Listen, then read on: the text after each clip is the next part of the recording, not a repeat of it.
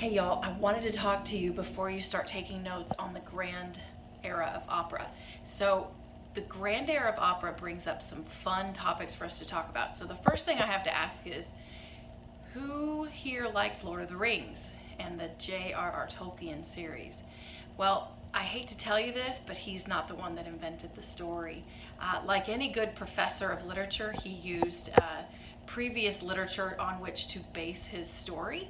And so The Lord of the Rings is actually based on one of our two main composers in the Grand Era, which is Richard Wagner.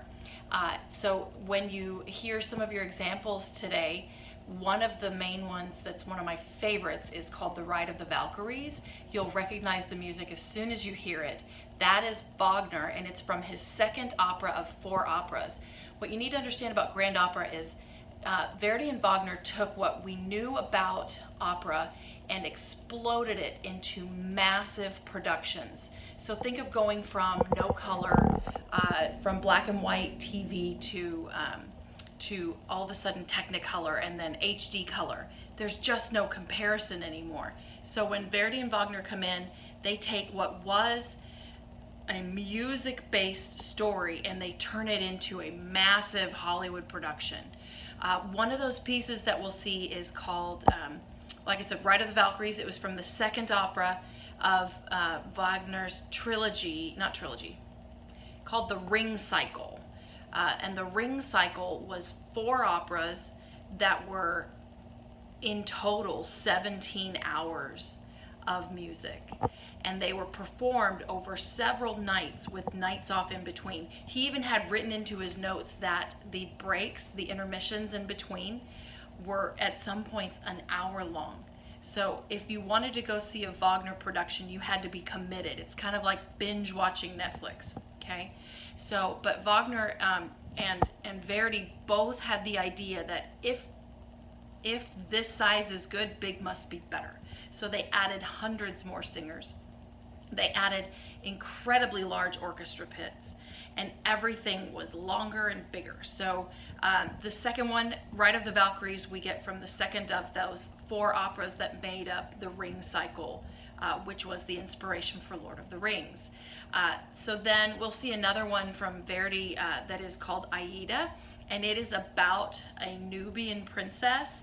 And Nubians are from the region just to the east of Egypt, and they are a very similar culture as far as their the way they dress. They live in the same desert type area.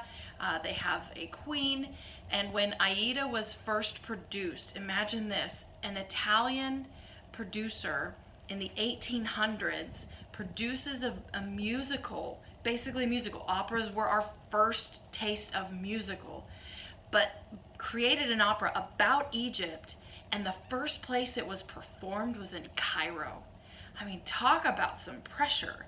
So this massive production had live animals, had hundreds of singers, had sets that were sky high, trying to imitate the pyramids of the Egyptians. So it was things that would just blow your mind. It probably would have been like the Disney version of whatever fairy tale you had maybe heard before, is now bigger and better and broad, and just all encompassing. So they were quite the spectacle to go and see these grand operas. Once we get through the grand opera era, we're then going to explore some that take it to the other swinging of the pendulum. So I hope you enjoy the selections today for grand opera. We'll fill in with Verismo, which is realism era, which kind of overlaps the realism era that we had with Red Badge of Courage, and it's definitely a contrast to this. But the grand opera is a lot of fun, and the singers, while Bel Canto really wanted you to focus the voice and to see just how high a soprano could hit a note, and how much she could mess with the notes and have trills and runs and up and down the scale, just running the scales all over the place. The grand opera needed voices so strong that they could be heard over these massive orchestras without amplification, so without the technology to do it. So I hope you like your selections today. Let me know your thoughts in your final slide of your pod. Thank you.